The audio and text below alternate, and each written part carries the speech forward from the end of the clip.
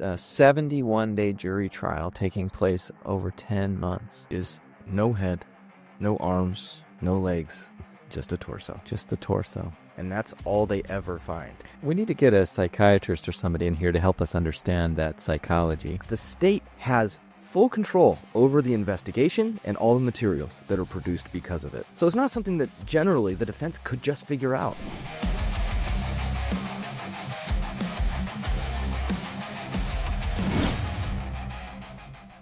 All right, Ryan, I got a question for you. Why do ladies who murder in Arizona always cut up the body? You know, it's fascinating, right? We've done a lot of these shows. This is our third show with a woman as the accused murderer. This is now the second one, so 2 out of 3 are accused of cutting up the bodies. Yeah, so that's a majority, and they cut them up. Well, and here's another little tidbit for you. In fact, it's so common that when I was doing the research for this, you and I had decided what case we were going to do. They call this one the torso murder, right? Because that's all they ever found, was a torso. I got it mixed up with another one because there's another one almost just like it, also in Arizona. That's a cut up body situation? That is a woman cutting up a man's body and leaving only the torso to be found. Yeah, of all the homicides that we've covered involving men who were the defendant, Not the murderer, cut him up. None of them cut him up. We need to get a psychiatrist or somebody in here to help us understand that psychology. It's funny because I was thinking about this. Here's maybe a logistical reason for that. Sure. Harder for them to carry the bodies. Yeah. Men are heavier. Right. So in order to just carry it out, they gotta chop them up. Yeah. Okay, and of course we're talking about Marjorie Ann Orbin. Yes. State versus Marjorie Orbin. This was a case that happened in 2004, September 8th, 2004, which ironically enough was her husband's birthday, 45 years old. The Victim, Jay Orbin. Marjorie and Jay, they had a small child together. They'd been married just for a short time. Actually, married earlier, divorced, still living together as a married couple. But divorced at the time. And Jay was going to be 45 that day, and instead his life ended. Yeah. Okay. So a little bit about them, I suppose, right? Kind of their story. Yeah. Jay was a jewelry dealer early in his career, so he would have to go back and forth. He lived in Phoenix, but he'd go to Vegas, for these jewelry shows or whatever, and he would go to the show clubs, and he ran into Marjorie and fell in love with her. And she was a young dancer. He was in his 20s, I believe 25, 26 years old. Pursued her hard, wanted to date her. Wanted to settle down. Yeah. But was Marjorie interested in settling down at that time of her life? He was not. Apparently he didn't have kind of the assets or the things that she was interested the money in to do that. Yeah. So she broke it off. She then had an unfortunate kind of series of relationships. Yeah, so these two, Jay wanted to get together with her more exclusively, settle down. She wasn't ready to settle down. They went their separate ways. She continued to dance in the show club scene for the next 10 years, I think. And during that 10-year period, she was married 6 times. So brief relationships, I guess, as they go. And Jay went his own way, continued to build his business.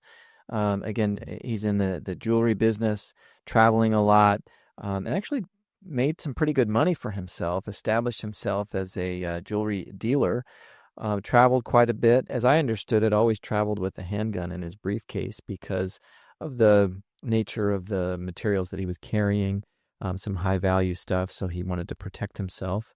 But eventually, Marjorie and Jay bumped into each other again. He, again, was frequenting some show club and saw her. And this time in her life, apparently, she was ready to settle down. And my understanding, too, is that she had moved. So she'd been in another area of the country for a while as far as what she was doing. When all those things kind of fell apart, she came back to where it all started, back to Vegas. And that's where, they met back up and then... Married and then settled here in Phoenix. Yeah.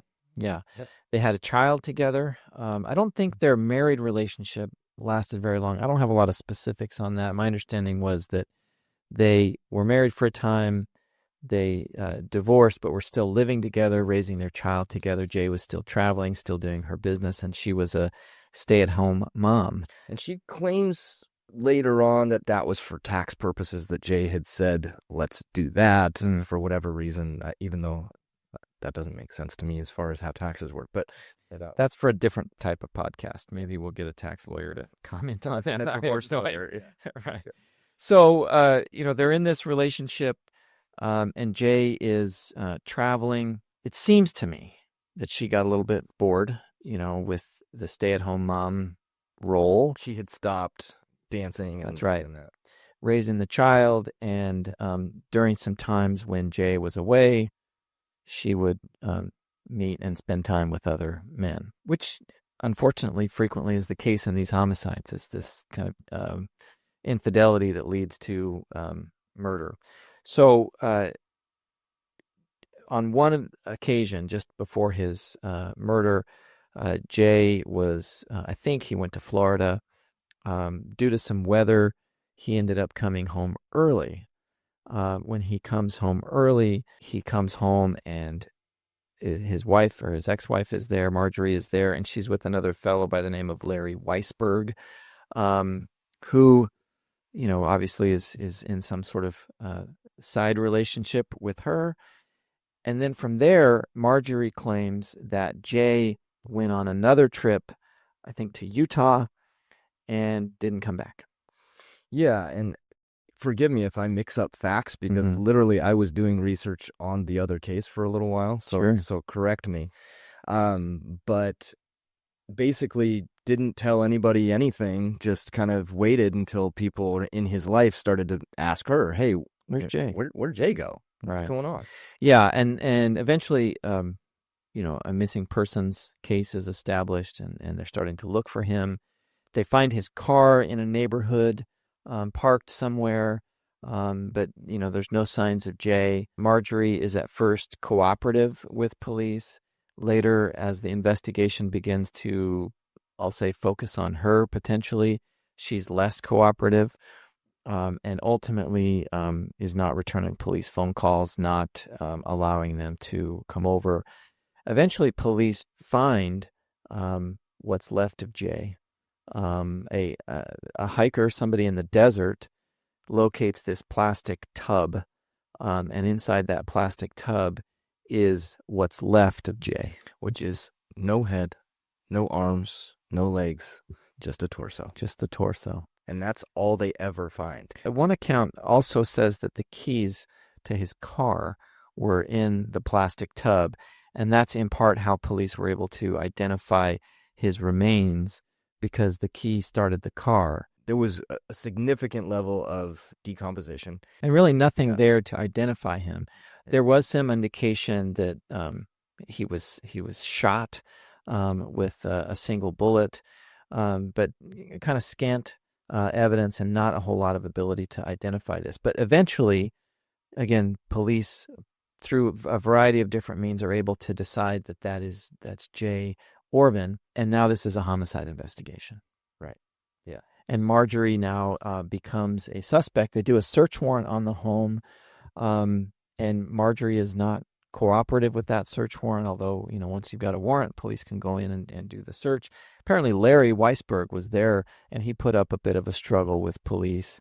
They ultimately had to tase him during that warrant, is my understanding. So very suspicious circumstances there. Another piece that they determined from the body or the torso that was found is that it had previously been frozen. Frozen and then sawed up by a jigsaw is what they're claiming. They determined it was a jigsaw that had cut his limbs off. So I think the state's theory in this case was Marjorie shoots Jay, puts him in one of these chest freezers, and then once frozen, cuts him up. I don't know what she supposedly did with the arms and legs and head. There was some indication later on. She was pointing the finger at Larry, Mr. Weisberg, saying that she really had no knowledge of it, only that there was one tub that had that in it, one tub that had the torso, and that they were hidden separately out in the desert, so she had no knowledge of where it was. Because that was a thing, the family turned to her at some point and said, where's the rest of deal? them? Can we bury the whole Right. body? And that's where she kind of raised that, is to say she couldn't tell them where it was. But not initially. I mean, initially she's claiming innocence, that she did not, that she wasn't a part of this. One of the, we've talked before about what a circumstantial case is. There's certainly some circumstantial evidence here. Some things that were used by the state were during the time that he's supposedly missing, um, goes to Home Depot or some other home store and buys these plastic tubs. They actually found the receipt, and the information on the receipt matches the barcode that was still on the tub.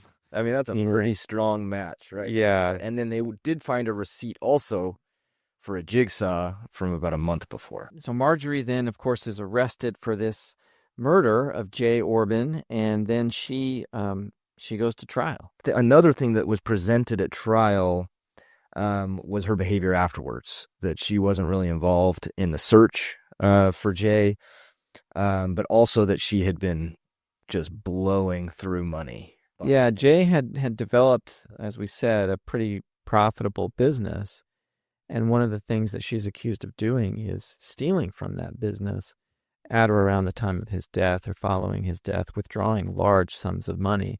And so as a result of that, she's charged not only with the murder, but also 2 counts of theft and 2 counts of fraudulent schemes. Yeah, and we so talk about that, because that's an interesting thing where we've had that before, right? Where there was other charges that could have been brought, but they just brought the murder charge. Right. And then there's issues with bringing in, facts or things without the other incident. Yeah, and one of the lessons I think that hopefully people take away from this is that prosecutors are always going to be in a better position if they charge everything in the indictment. Doing so allows them to talk about all of the surrounding circumstances to the extent that those are additional offenses. It allows the state to talk about kind of the big picture. And that, of course, became an issue leading up to the trial. One of the contentions that the defense had was that those counts need to be severed. Okay? Right. And we've talked about that before, multiple, cases, especially the baseline killer, where there were so many chapters, so many deaths, and they said, look, it's not fair to talk about one in the trial of the other because it taints the jury. And that's kind of the same argument that gets made here, is to say you can't talk about the thefts and, these accusations of taking the money inappropriately, because the jury's going to use that against me, as far as being charged with the murder as well. Yeah, and this trial was a lengthy trial. It was a 71-day jury trial taking place over 10 months. Ultimately, Miss Orbin, of course, is convicted and she's sentenced to natural life in prison, okay? But she doesn't get the death penalty, but, is still subject or, in prison for life. And so on her appeal, she raises a number of issues about why her trial was not fair, why it wasn't, the right outcome, and so forth. Get a new one.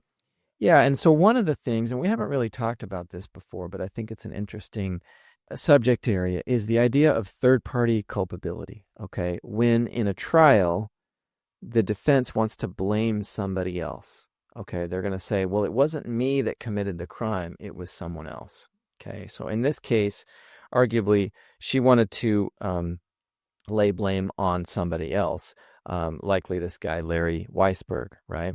So I guess, Ryan, in your own experience, separating, from this case, talk to us a little bit about third-party culpability. What does that mean? And when can it be effectively used, perhaps, in a trial? Yeah, so it's tough to be done correctly. It's tough to do it in a way that the jury catches what you're trying to do appropriately, because we've talked a lot about, burdens of proof and what, the defense is trying to do in a trial. So you say, okay, I understand that, Ms. Orbin is the one charged with this crime. My job as the defendant or as the defense is to introduce reasonable doubt, right? So I'm actually not required to prove that this other person committed the crime. All I have to do is raise enough. There has to be some evidence, some type of argument in order to say, I'm going to give you a third party to consider and say, why didn't the state tell you about this guy? Mm-hmm. Why didn't they talk about the investigation they did on him, and why ultimately that they decided not to charge him? And some of that might be relevant or not relevant, right? But generally it's going to be relevant. And then you talk about, you help the jury understand, or the judge, to say, look, I'm not saying that you have to believe and convict this person. All I'm saying is they didn't sufficiently do the evidence, and that their role in the crime, and that the possibility that they committed it is enough to have reasonable doubt about whether she did it. Yeah, and that's a really good point. I mean, a third-party defense can be raised in just about any kind of case, or in lots of different types of cases. It doesn't just have to be a homicide. And what we're saying when we raise a third-party defense is we're saying somebody else did it, okay? Now, we do that in an effort to show that the state has failed to meet their burden beyond a reasonable doubt, right? That the possibility exists that some other person did it, okay? And in this circumstance, again, she's trying to shift the blame over to the other guy. And what she wanted at this level, and the court didn't give it to her, was a special instruction. We've talked lots about jury instructions and why they're so important. She wants a special jury instruction that says if you find that the defendant has presented evidence sufficient to raise the issue of third-party culpability with respect to the crime of first-degree murder, you must find the defendant not guilty of first-degree murder. Evidence of third-party culpability need only tend to create a reasonable doubt that the defendant committed the crime of first-degree murder. So she's kind of trying to change the law a little bit there by saying, hey, look, if you think we've raised enough of proof that somebody else did it, you have to find my client guilty. And that's not the law. And that's not what the law is. And the trial court didn't buy that, and the Court of Appeals did not buy it. The court said that's a misstatement of the law, and the whole purpose is to not mislead a jury, and that could mislead a jury. Yeah. And why, though, I guess? Help our... Right. The court says, well, first of all, that's a misstatement of the law. Okay. Yeah. That is not what Arizona law says as it relates to third-party culpability. And the court reiterates the idea that, look, if you're entitled to any instruction that is supported by the evidence, okay? But the appellate court, and I think the trial court also used the same reasoning, they're saying, look, you don't need a special instruction for this third-party defense. What you need simply is the reasonable doubt instruction, okay? And the reasonable doubt instruction basically says, if you are firmly convinced that the defendant is guilty, you must find the defendant guilty. If there is any sort of, well, if you are not firmly convinced, or if there is sufficient doubt that you believe the defendant is not guilty, you have to find the defendant not guilty. And I know that can be sometimes very hard to understand, right? How do I know, right? Or what becomes a reasonable doubt? That's what jurors have to decide in reading and understanding that instruction. So what the court says is, look, yes, defense can raise this issue of a third-party defense and blame somebody else, and to the extent that pokes holes in the state's case and makes reasonable doubt, well, then sure, you can find him not guilty. Yeah, and part of the problem was the way that they had phrased their proposed instruction was, if you feel like we've sufficiently raised it, you must find her not guilty. And that's just not how it works, because that would mislead a jury to say, well, sure, they raised it. They talked about it. I guess we have to acquit her. But a jury still has the task of weighing that evidence and deciding, is that enough to say that there's not proof beyond a reasonable doubt? And yeah, that's what it came down to, I think, is it's got to come down to, and then the other piece of it is there's already sufficient instruction about reasonable doubt, which I struggle with. I mean, I feel like so few juries really understand reasonable doubt and how to apply it. Of course, but that's the system that we have, right? So the other issue that she raises, and I think this is an interesting one, is the issue of severance, right? So you have these counts, the murder count in conjunction with the theft and the fraud schemes charges. Defense theory is that, look, those are separate crimes. They should be tried separately. The state's theory is that these things are part of a common scheme or plan. Yeah, and again, we've talked about this before because it comes up so much, right? Because there is the overarching principle that if you're going to convict somebody, it has to just be based on the evidence of that crime. And that the danger of having multiple crimes in one trial is that you're going to hold that, the proof of one case or one crime against them for the other one. And that's kind of just human nature. But there's so many rules and everything in place that talk about, okay, we're trying to protect against that, what we call prejudice to the defendant to do that. And the big thing that you're talking about here that they found to be very relevant, I guess controlling, is to say if it's a common scheme. And what we're saying is the motive for the financial, for the murder itself was the financial pieces, and that was just an extension. The murder itself was just an extension of her desire to gain control of the finance. Yeah, it's part of it. We can't get inside of, Miss Orbin's head and understand what are all the reasons that she supposedly murdered her husband. But at least some of the proof is that she did that for the purpose of getting some sort of financial benefit through the theft and through the fraud. We know that a number of large cash withdrawals were taken from his business account, obviously with, at or around the time or after the time that he had passed away. And she didn't have authorization to do that. They were divorced. So, if I'm the prosecutor, I want to say, look, of course, this is part of the same common scheme or plan because these are the side benefits. These are the objectives for, committing that murder. But as the defense attorney, I'm going to say, no, these are separate crimes. Just because she steals, just because she takes things allegedly, doesn't mean that she did it for the purpose of murder. How do we know that those things weren't used for, family expenses or other things? It doesn't necessarily flow from the idea that she's going to get rich based on Jay's murder. So you've got to think about those counter arguments and think, how do I, as a defense attorney, how do I adequately defend my client? Well, I'm going to sever those, right? I don't want the jury to hear about those things. Yeah, and in most cases, that's what the defense would prefer to do. 100%. Even though it's a lot more time intensive, you're going to be picking two separate, however many separate juries, going through the whole process multiple times. Again, going back to the baseline killer, they talked about how they wanted to do 13 different trials Yeah. on it, and they put them all into one. Well, and as the defense, you have to be willing to work as long as it takes, right? If it takes 13 trials, if it takes 3 trials in Orbin or 2 trials, I'm going to do those. It's about outcome. Right, because I only get one shot. The state, of course, wants to consolidate everything. They want to make the defendant look as bad as possible.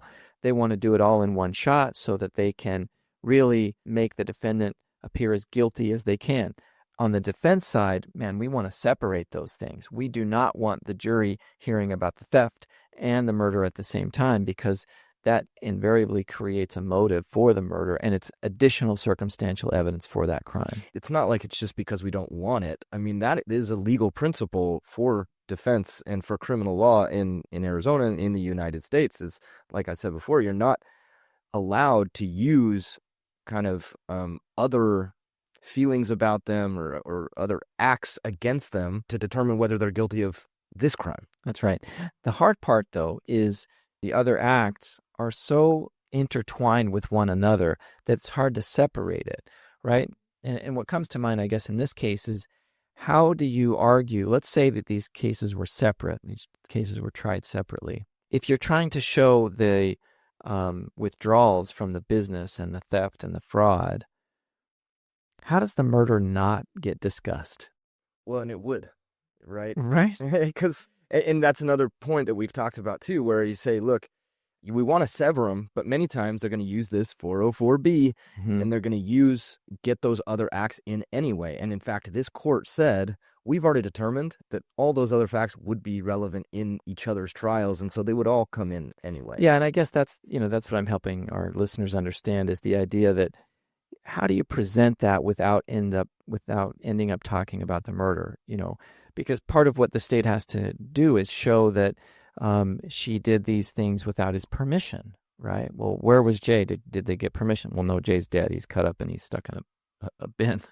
You're going to talk about the murder. How do you not? Yeah. And then the other question, I suppose, is in the murder trial, can you avoid talking about the finances? I think that's a little bit easier, right? Do you have to talk about those financial things? You probably don't, right? Except that the state wants to get in the idea of motive, right? Circumstantial evidence, right? Yes, and when there's not direct evidence of her committing the crime, that financial gain is circumstantial. The idea that she's pulling this money out of the accounts after he's gone, that Before he's found. before he's found, before before the jig is up, as they say. All right, so that doesn't fly, and they've got to then try to do something else. One of the things that I thought was interesting, and I think our viewers hopefully will have a better understanding of this, is one of the questions I get from clients a lot of times is, why does it take so long? Why does my case take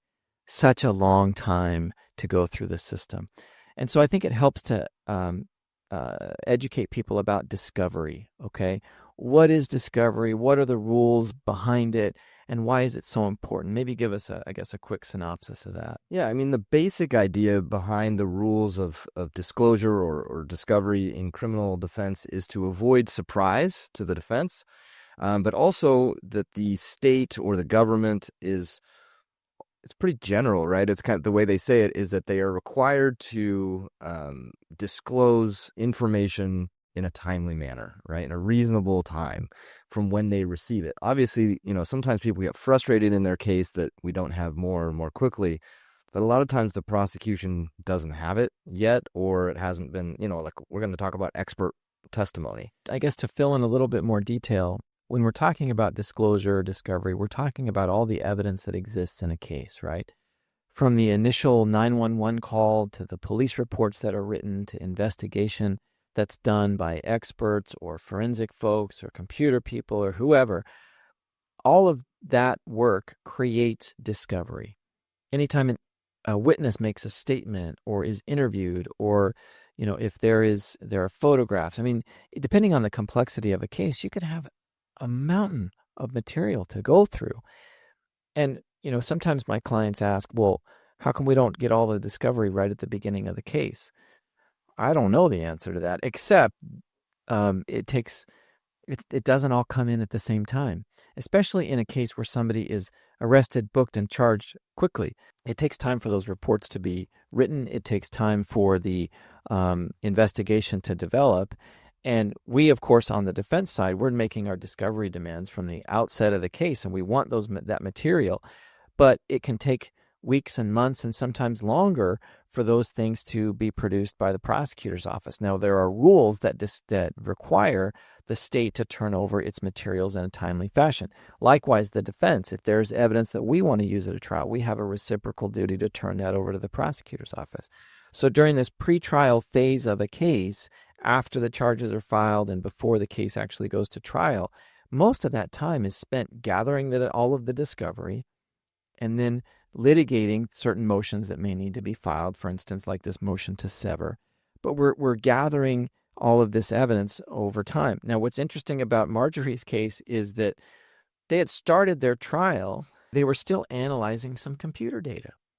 And so when the data is finally disclosed, the states or the defense is like, hey, you can't use this, it's too late. But because the computer information that they sought to use wasn't going to be presented for months, remember this is a 10-month trial, the court says, it's okay, you got it in enough time. Yeah, and that's often a good argument. I mean, if I told you that we started trial, and after we picked a jury, we're into trial, prosecutor drops, what was it, like 180 pages of data, an updated report from their expert. And I think that was part of the problem. They did have an older report, but it was just an updated report from the expert. It's not a bad argument to be like, Judge, we've already started trial. You have to disclose everything before trial. Generally, that is true. Yeah, the rule is disclosure has to take place before trial. And here, trial, I guess, hadn't technically started. It took them a long time to get a jury, and the trial doesn't officially start until the jury is impaneled and sworn and they start calling witnesses. And so this disclosure is happening during jury selection. And, all the while there, once that disclosure happens, the defense expert has to have time to review it. And the judge says, well, we won't get to the computers for like 4 months. So you've got time. Judge says, how long do you think your expert needs? And the defense says 1 to 2 months, I think, right, is what they said. And then it turned out they didn't need it for 4 to 6 months, actually, 6 months later before that testimony went on. I guess my response to that as a defense attorney is to say, I'm in trial. Right.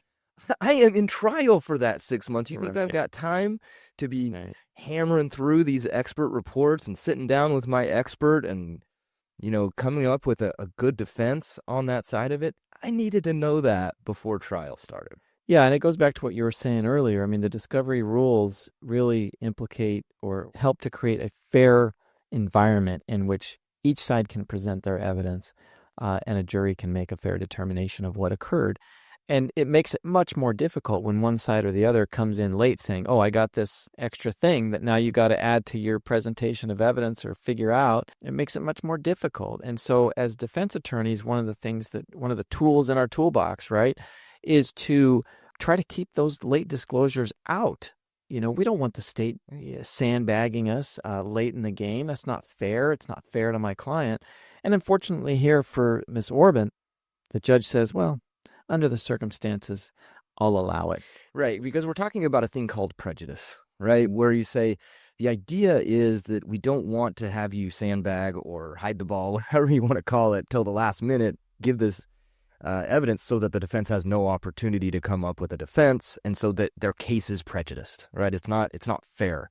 And what the judge said in this case is that is overcome in this case because your expert had sufficient time to do everything that needed to be done. You had sufficient time to do everything that needed to be done. So no actual prejudice fell to your client, fell to the defendant. Yeah, frustrating, but judges, often make rulings that we're unhappy with, and that becomes the basis for our appeal, right? That's what we'll do.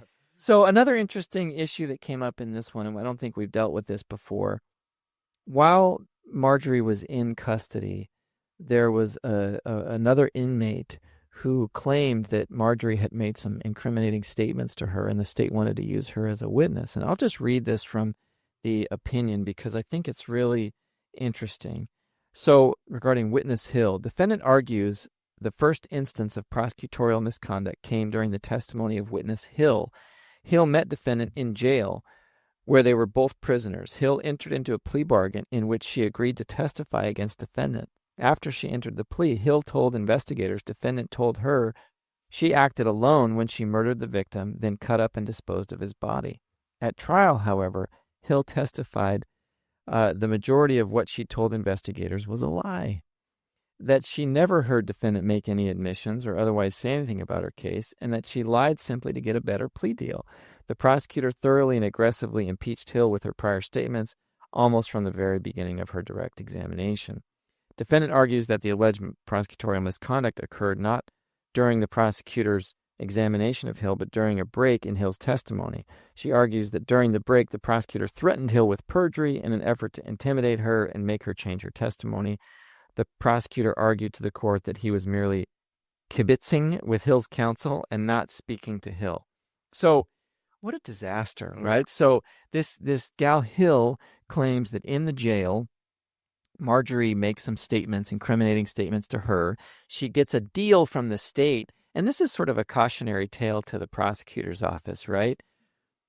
Don't enter deals with people who are going to flip backwards. I mean, because this woman then got whatever benefit. Well, I don't know ultimately what happened with her plea, but, when it came time to fulfill her end of the bargain, she goes in reverse and says, I was lying. Fascinating, right? Because already jailhouse, what they call jailhouse snitches, right? Or jailhouse snitches get stitches. Yeah. Right. They're just not favored, right? Because they're just kind of, it seems like you can always find an inmate that'll say whatever the state thinks their theory is, right? If they want to do it. And your defense has every opportunity to cross-examine them and to, lay out those type of motives to the jury. But what do you say? The bell has been rung. You can't unring the bell as far as they're saying that there's a witness here who says exactly the theory that the state is advancing. But it's pretty unusual then to actually get them on the stand, to go through that whole process and then just completely... Like, yeah, I was lying. Well, you remember in the Baseline Killer, there was the fellow from the Midwest who admitted to all of the Baseline Killer crimes just to get out here and get out of his own thing, his own circumstances, only to come to find out that, I'm not the guy that really did it. I just wanted to take a trip out west. I don't know. It's hard to get into the head of inmates like that, and I'm sure their circumstances are difficult, and they may do things for certain reasons, but it certainly would be a very frustrating thing as a prosecutor. And then, of course, Marjorie objects and says the whole thing affected her trial. Well, yeah, interesting too, because after that happens, they take a break, and prosecutor makes some offhand comments. Well, what happens to people who commit perjury? Something that the prosecutor said, basically threatening the witness that they're going to get charged with a new crime for changing their story back or changing it, on the stand. And you can look at that two ways. You can say, well, it's the prosecutor trying to make sure they stick to the correct story, or you can say, no, they're applying pressure to try to get them to say what they want them to say. Yeah, and again, did the prosecutor really need that type of evidence? I don't know. I wasn't there. I don't know how strong they thought their case was mid-trial. It's always hard to know, how far do you go in the proof that you're trying to present? Where do you stop? And what's funny though is that Hill wasn't the only witness. There was another one. Another jail. I'll read this next paragraph. Defendant next argues that the prosecutor engaged in misconduct when he failed to disclose benefits witness Johnson received in exchange for her testimony against defendant. Johnson was another former jail inmate who testified that defendant admitted she murdered the victim, froze his body, and cut it up. Okay, so either Marjorie is just running her mouth in the jail testifying to all these people, or there's kind of this bandwagon where, people say, well, I'll say whatever you want to get some benefit from it. The argument was that the state failed to disclose certain benefits that, that this Johnson had received. And in terms of what that benefit was, it was, transportation to and from the hearing. It was food. It was sort of minimal things that really didn't amount to a whole lot. It wasn't like she got a better plea deal or her case was dismissed or something like that. The court didn't buy this one either. They said, well, those aren't necessarily significant benefits. And we also know that you knew about them. Like, this isn't just a total surprise to you. And it was interesting, though, because the prosecutor sometimes gets guilty of saying, well, I didn't tell you about it because it wasn't relevant. Instead of just telling you about it and letting you decide whether it's something to raise, right? Because what they said was, in the end, they did find that, yes, the prosecutor did make some type of offer to Johnson, but Johnson didn't accept it. Mm-hmm. So that the way that the prosecutor worded it to, the judge was saying that she has received no benefit for doing the testimony without disclosing, yeah, I did make her an offer to do this, but she refused that part of it. She still, and that seems to add to the credibility of the witness, doesn't it? Like, if they say, well, I'm such an honorable person that, I'm innocent. Keep your money. Yep. I'll do this for free. That's right. Yeah. And the court also found that there was really no prejudice that was suffered as a result of that. Sometimes that testimony can be precluded, right? Where if you find that there was some type of prosecutorial misconduct in getting testimony, I'm mixing these up with the expert testimony, but with the expert, going back to kind of the expert testimony thing, we do see that get precluded. So I guess where it could have worked itself out in this case was, that the judge said, yes, you already knew about this expert. You already knew about their previous report. The judge could have said, I'm going to preclude the newest version that got given to you after trial started or after jury selection started. Judge could have done something like that, and they could still use the expert, could still use whatever, reports or testimony they give them. Yeah, going back to the discovery idea, discovery violations, like if things come in late or whatever, can be handled in a variety of different ways. Those are what we call sanctions, right? So if a party violates discovery rules, the court has a number of tools that they can apply. They can say, well, okay, we're just going to continue the case. You don't have to go to trial yet. We'll push the trial out. You can have time to review the discovery, and there's that. In other instances, if the discovery violation is a little bit more egregious, the court can go so far as to preclude that evidence. They say, well, it's not disclosed in a timely fashion, so you can't use it. And that can be super frustrating, especially if that proof is important proof, right? That the state wants to rely on. So it's important for both sides. And as a defense lawyer, it's super important for me to disclose things, right? Prosecutors have a heavy burden of disclosing all the time because it's their case. They have the burden of proof. But the defense cannot rest on its own case either, because if there are witnesses that we want to call, or if there's exhibits that we want to introduce, or photographs, or whatever, reports, scientific information, we have that same duty to disclose. And, certainly I've seen cases where defendants on appeal will argue that, well, my lawyer didn't do the things that they were supposed to do. They were supposed to investigate and disclose a certain witness, but they didn't do that. And that can be, ineffective assistance of counsel and other things that gets raised. So it's such an important duty. And I think, sometimes we don't give it enough treatment when we talk about it. But those duties are slightly different, wouldn't you say, between the prosecution and the defense? 100%. Well, it's the same general duty, right? Right. But the state, How it works. But the state has that burden of proof. And so anything that they want to use to show that my client committed this offense, they have to disclose it. Well, and I think that's one of the big differences. Anything that was used in the investigation, even if they don't plan on using it, they have a duty to disclose to the other side. Whereas the defense, it's only things that if we want to use in trial, we don't have to disclose everything we've ever done as part of the defense.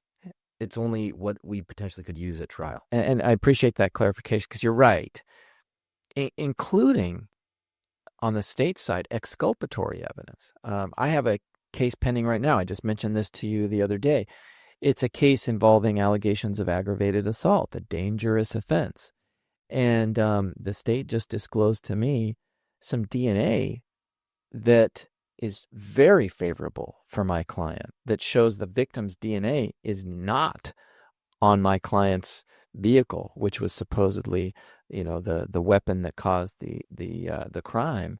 And the state disclosed that to me. I'm grateful that they disclosed it to me. And the law requires them that they disclose that.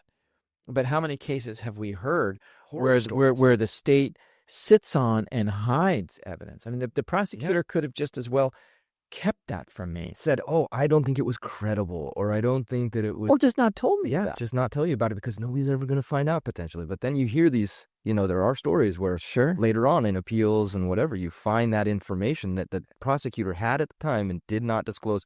That is a massive violation. Well, lose their law license, all kinds of... I think there are few things in the law worse than that. A prosecutor's duty to disclose unfavorable evidence is so, so, so important.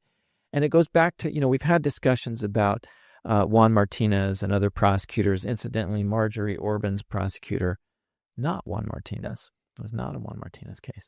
But that idea that prosecutors have the duty to do what's right. I think in our initial podcast, we had some discussion about the prosecutors and their duty to do justice, right? When we were talking about Mr. Martinez's straying from that duty. They got to do the right thing. It's not just about getting convictions, okay? Now, setting Orbin's case aside, right, that general duty to do the right thing, to disclose unfavorable evidence is so important. And that, again, plays into our role. We have to push for that. We have to make sure that those things happen, because if we're not there, guarding and forcing the state to do those things, sometimes people get lazy. Yeah, I mean, you see these prosecutors kind of get lost in their own world of thinking, well, I know the guy did it, and so I don't want to present this unfavorable evidence that could make it harder for me to convict them. I mean, it's just so fundamentally unfair in that situation, and people might disagree because they're like, oh, you're protecting somebody who's guilty of something. The state has full control over the investigation and all the materials that are produced because of it. So it's not something that generally the defense could just figure out or just find. They are reliant on the prosecution doing the right thing and following their duty. Yeah, and again, we have to hold them to that, and we continue to fight that fight. And yeah, we represent clients who they may have done it, they may be guilty, but that doesn't change the state's burden and the need to do things in the right way. So, good lessons, I think, from Orbin. Again, I don't understand the obsession with women murderers who cut up the body. Need to do some digging on that, figure out that. But it does present some good lessons for us on discovery and disclosure and, the need to hold the state to that burden. So, absolutely. All right, another one in the books. Yep.